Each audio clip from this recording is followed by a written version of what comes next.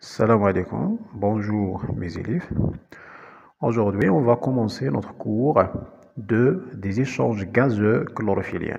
En passant directement à la deuxième axe, les facteurs influençant les échanges gazeux chlorophylliens. العوامل التي تؤثر على التبادلات الغازية الإخضرية.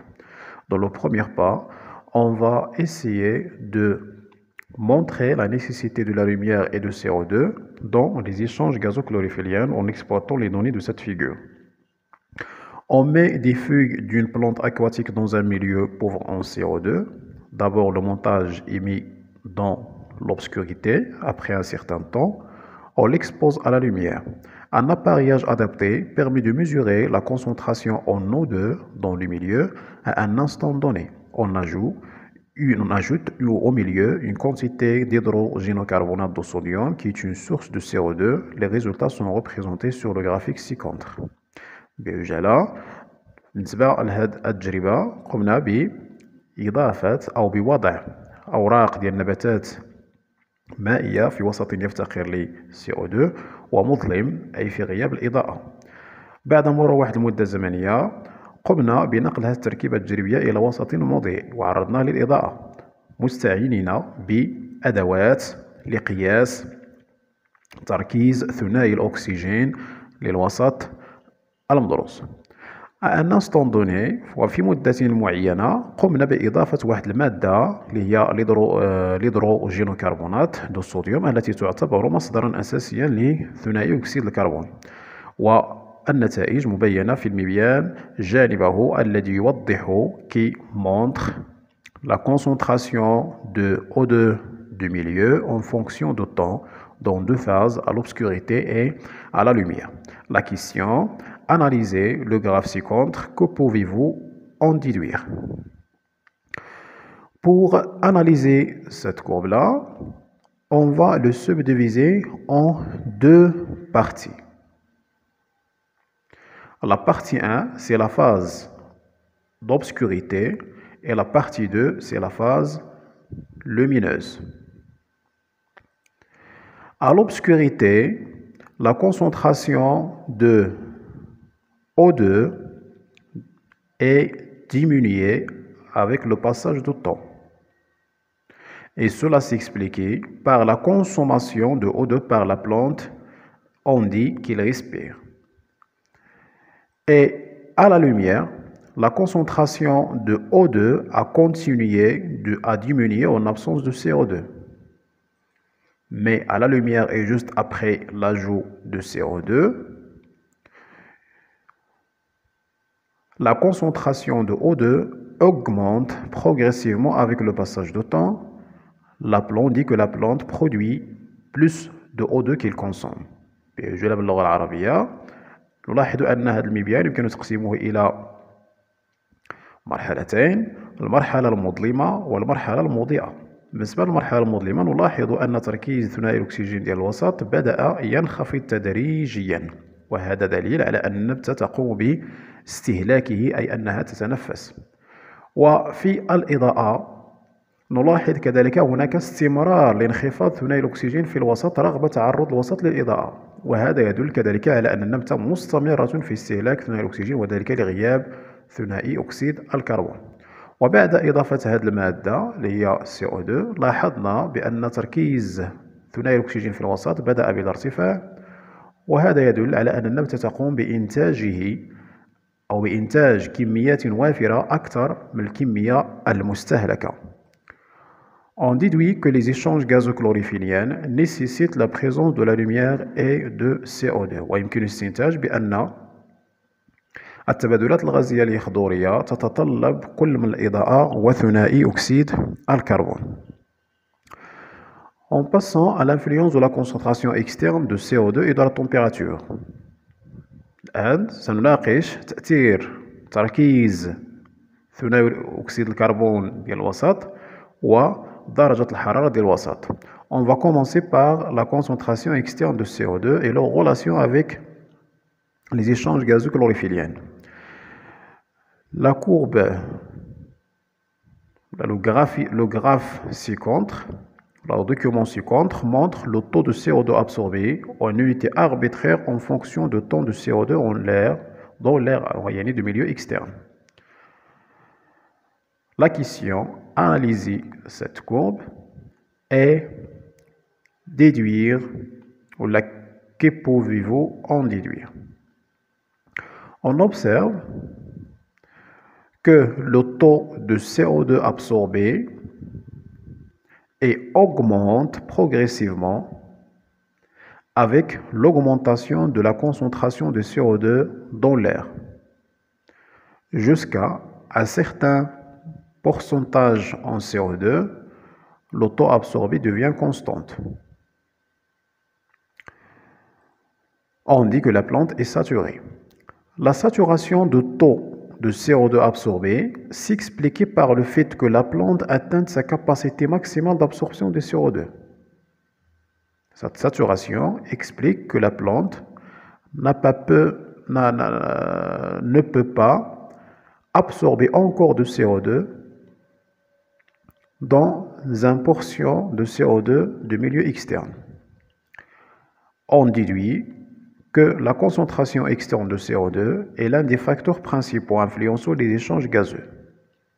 بجانب اللغة العربية بطبيعة الحال هذا المبيان يبين تغير كمية CO2 الممتصة بدلالة تركيز هذه المادة في الوسط الخارجي. ونلاحظ بأن كمية CO2 الممتصة ترتفع تدريجيا كلما ارتفعت نسبة هذه المادة في الوسط الخارجي إلى غاية أن تصل إلى واحد القيم معينة فتبقى كمية CO2 الممتصة مستقرة ونقول بأن النبتة مشبعة. تشبع كمية CO2 الممتصة يمكن شرحها بأن النبتة قد وصلت إلى أكبر كمية وأقصى كمية ممكنة من CO2 الممتص، ونستنتج في النهاية أن تركيز ثاني أكسيد الكربون في الوسط الخارجي هو من أحد أهم العوامل التي تؤثر على التبادلات الغازية الإخضرية. Pour ce qui concerne la température, le graphique ci-contre montre le taux de CO2 absorbé en unité arbitraire en fonction de la température en degrés Celsius. Avant d'interpréter ou d'analyser cette courbe-là, on constate qu'on peut subdiviser cette courbe en deux parties. Des températures inférieures à 30 et de températures supérieures à 30. À une température inférieure à 30, dans ce champ-là, le taux de CO2 absorbé en unité arbitraire augmente progressivement avec l'augmentation de la température. Mais lorsque la température dépasse cette valeur qui est 30 degrés Celsius, on observe que le taux absorbé de CO2 est diminué progressivement jusqu'à l'arrêt d'absorption à une température maximale. À 30 degrés Celsius, l'absorption de CO2 est maximale. C'est la température optimale de cette plante, de ces plantes. باللغة العربية بطبيعة الحال يمكن تقسيم هذا المبيان إلى مجالين.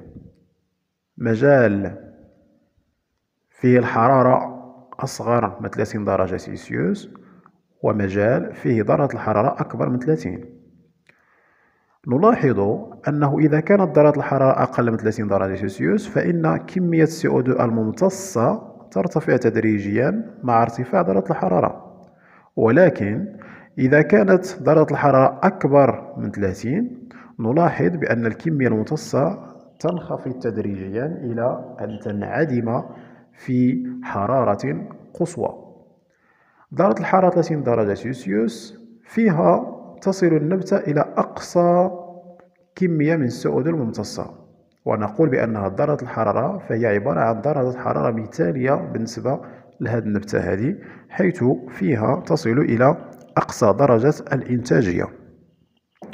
On déduit que la température aussi est l'un des facteurs principaux influençant les échanges gazeux chlorophylliens. ويمكن أن نستنتج أن الحرارة أو درجة الحرارة هي كذلك من بين العوامل الأساسية التي تؤثر على التبادلات الغازية الإخضرية. On va passer à l'influence de l'intensité lumineuse. شدة الإضاءة. En exploitant les données de ce graphe-là, qui montre le taux de CO2 absorbé en unité arbitraire en fonction de l'intensité lumineuse. Premièrement, on observe que cette courbe, on peut le subdiviser en trois parties. La première partie, lorsque l'intensité lumineuse est inférieure à la valeur C. La deuxième partie, c'est la valeur de l'intensité lumineuse est entre C et S. Et la troisième partie, si l'intensité lumineuse est supérieure à la valeur S. C, dans ce graphe-là, montre le point de compensation. Le point de compensation, c'est la valeur de l'intensité lumineuse dans laquelle le taux de CO2 absorbé en unité arbitraire est égal au taux de CO2 dégagé. Alors que S représente le point de saturation, c'est l'intensité dans laquelle le taux de CO2 absorbé est saturé. Avant la valeur C, les valeurs de taux de CO2 absorbé est négatif. Donc, la plante n'absorbe pas de CO2, mais elle le dégage. On dit que la plante y respire. Entre C et S, le taux de CO2 absorbé augmente avec l'augmentation de l'intensité lumineuse. Mais après la valeur S, le taux de CO2 absorbé devient constante et cela s'explique par la saturation de la plante. Le graphe ci-contre montre le volume net de dioxygène dégagé en fonction de l'intensité lumineuse en pourcentage de deux plantes différentes. D'après ce document, on peut distinguer entre deux types de plantes qui se diffèrent par des valeurs de C et S. Des plantes qui atteignent leur point de saturation en une faible intensité lumineuse, qualifiant des plantes d'ombre, et des plantes qui atteignent leur point de saturation en une intensité lumineuse élevée, qualifiées des plantes de soleil. Dans notre cas, les plantes de fougère sont considérées comme des plantes d'ombre parce qu'ils atteignent la saturation en une lumière qui atteint presque 25%. Alors que la plante de tomate est qualifiée de plante de soleil parce qu'elle atteint le point de saturation dans une lumière qui atteint presque 50%. بعجالة بالنسبة لهذا المبيان هذا يوضح كمية ثنائي الأكسجين المطروح من طرف نبتتين، نبات الطماطم ونبات السرخسيات. وانطلاقا من هذا المبيان يتبين بأن هذه النباتات يمكن أن نقسمها إلى نوعين. نوع من النباتات الذي يصل إلى نقطة التشبع في درجة أو شدة إضاءة ضعيفة ونسميها نباتات الظل. dans notre cas في مثالنا هذا السرخسيات تعتبر نباتات الظل لأنها تصل إلى حالة تشبع في قيمة ديال l'intensité lumineuse صغيرة. Alors que les plantes ou la deuxième catégorie des plantes, ce sont des plantes qui atteignent le point de saturation, une intensité lumineuse élevée, et on les qualifie des plantes de soleil. ونباتات تصل إلى نقطة التشبع في شدة إضاءة مرتفعة. المثال ديالنا les plantes de tomates qui atteignent leur point de saturation à l'entourage d'une intensité lumineuse de 50%. Donc merci de me suivre et à la prochaine, Inch'Allah.